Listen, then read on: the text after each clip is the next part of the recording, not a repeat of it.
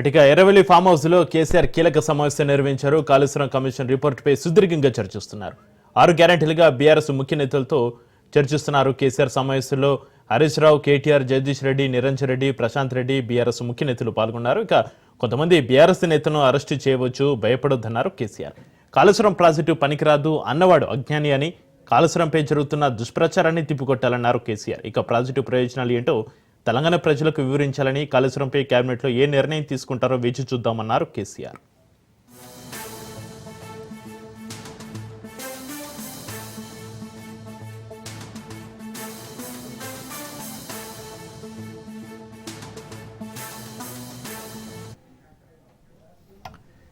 ఇక Erravelli farm house లో కేసీఆర్ కీలక సమావేశానికి సంబంధించి మరింత సమాచారాన్ని మా ప్రతినిధి రాజు ఫోన్లైన్ అందిస్తారు. రాజు,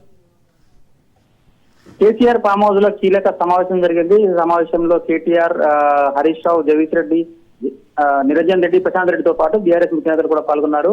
అయితే ఈ రోజు కాళేశ్వరం కమిషన్ ఇచ్చిన నివేదికలో బయటికి రావడంతో దానికి సంబంధించిన విషయంలో పూర్తి స్థాయిలో సమావేశం నిర్వహించారు. ఈ రోజు ఉదయం నుంచి సాయంత్రం వరకు కూడా కొనసాగింది. కాళేశ్వరం కమిషన్ నివేదిక బయటకు వచ్చిన నేపథ్యంలో కేసీఆర్ కొన్ని కీలక వ్యాఖ్యలు కూడా చేశారు.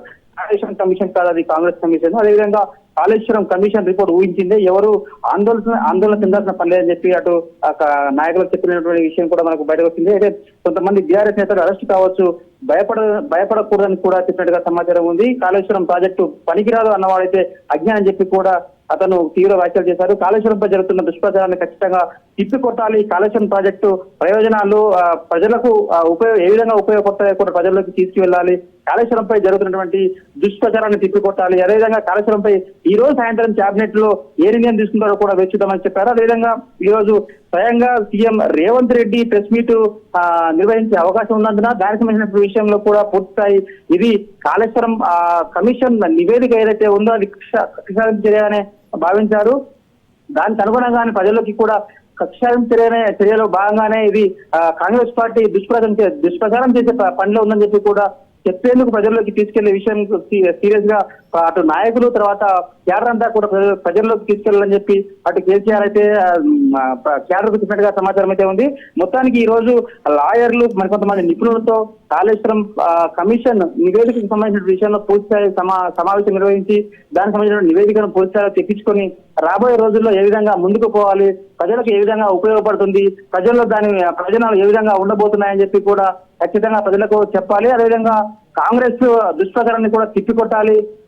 మరికొంత సేపట్లో ఈ రోజు CM Revanth Reddy press meet అనంతరం అటు కేటీఆర్ గాని హరీష్ రావు గాని మరో ప్రెస్ మీట్ కూడా నిర్వహించే అవకాశం ఉంది. ఈ రోజు ఇదంతా రాష్ట్రంలో మొత్తం హాట్ టాపిక్ నేపథ్యంలో అటు కేసీఆర్ వర్సెస్ రేవంత్ రెడ్డి తర్వాత హరీష్ ఖచ్చితంగా ఈ రోజు ప్రెస్ మీట్ పెట్టి దీనికి సంబంధించిన విషయంలో అటు నివేదిక సంబంధించిన విషయంలో పూర్తిస్థాయి సమాచారం అయితే ఇచ్చే అవకాశం కూడా కనిపిస్తుంది. అటు కాళేశ్వరం నివేదికకు సంబంధించి ఈ రోజు రేవంత్ రెడ్డి ఏం మాట్లాడతారు, మాట్లాడిన వెంటనే వీళ్ళు ఎటువంటి నిర్ణయం తీసుకోవాలి, ఎటువంటి మాటలు చెప్పాలి, ప్రజలకు ఏ విధంగా తీసుకోవాలని చెప్పి కూడా ఈ రోజు పూర్తి స్థాయిలో సమావేశం నిర్వహించారు.